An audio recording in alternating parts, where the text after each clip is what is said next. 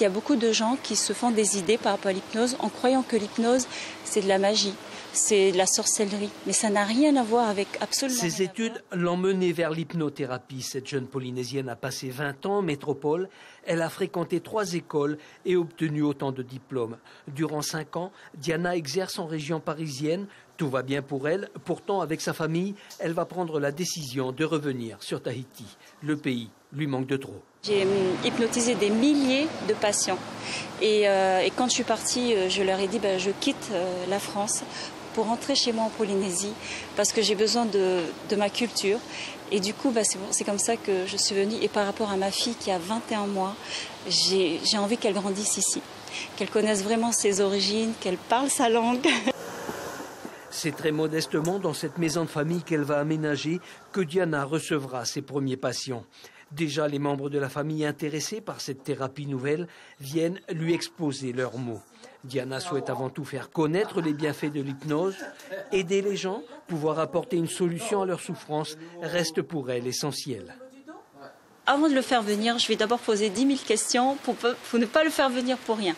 Parce qu'en hypnose, il faut être prêt et il faut être motivé. Parce qu'il y a des personnes qui veulent arrêter de fumer, par exemple. Généralement, il faut 1 à 2 séances pour arrêter de fumer. Et pour l'alcool, c'est pareil. 2-3 séances pour les personnes qui boivent de l'alcool. Il y a une garantie ? Ah, c'est sûr. Il y a une garantie. En fait, dans mon cabinet en France, j'avais 97% de résultats. Le challenge est important pour la jeune femme, car même reconnue comme médecine douce, l'hypnothérapie n'est pas remboursée. Les consultations seront donc entièrement payées par les patients. Mais Diana voit son avenir prometteur et se dit fière de contribuer à faire connaître l'hypnothérapie. Il y a beaucoup de gens qui se font des idées par rapport à l'hypnose en croyant que l'hypnose, c'est de la magie, c'est de la sorcellerie. Mais ça n'a rien à voir avec absolument rien. Ses études l'ont menée vers l'hypnothérapie. Cette jeune Polynésienne a passé 20 ans en métropole. Elle a fréquenté 3 écoles et obtenu autant de diplômes. Durant 5 ans, Diana exerce en région parisienne. Tout va bien pour elle. Pourtant, avec sa famille, elle va prendre la décision de revenir sur Tahiti. Le pays lui manque de trop. J'ai hypnotisé des milliers de patients. Et quand je suis partie, je leur ai dit je quitte la France pour rentrer chez moi en Polynésie parce que j'ai besoin de ma culture. Et du coup, c'est comme ça que je suis venue. Et par rapport à ma fille qui a 21 mois, j'ai envie qu'elle grandisse ici, qu'elle connaisse vraiment ses origines, qu'elle parle sa langue. C'est très modestement dans cette maison de famille qu'elle va aménager que Diana recevra ses premiers patients. Déjà, les membres de la famille intéressés par cette thérapie nouvelle viennent lui exposer leurs maux. Diana souhaite avant tout faire connaître les bienfaits de l'hypnose.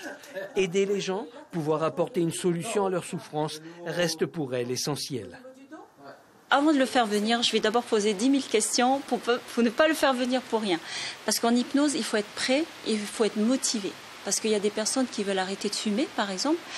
Généralement, il faut 1 à 2 séances pour arrêter de fumer. Et pour l'alcool, c'est pareil. 2-3 séances pour les personnes qui boivent de l'alcool. Il y a une garantie ? Ah, c'est sûr. Il y a une garantie. En fait, dans mon cabinet en France, j'avais 97% de résultats. Le challenge est important pour la jeune femme, car même reconnue comme médecine douce, l'hypnothérapie n'est pas remboursée. Les consultations seront donc entièrement payées par les patients. Mais Diana voit son avenir prometteur et se dit fière de contribuer à faire connaître l'hypnothérapie.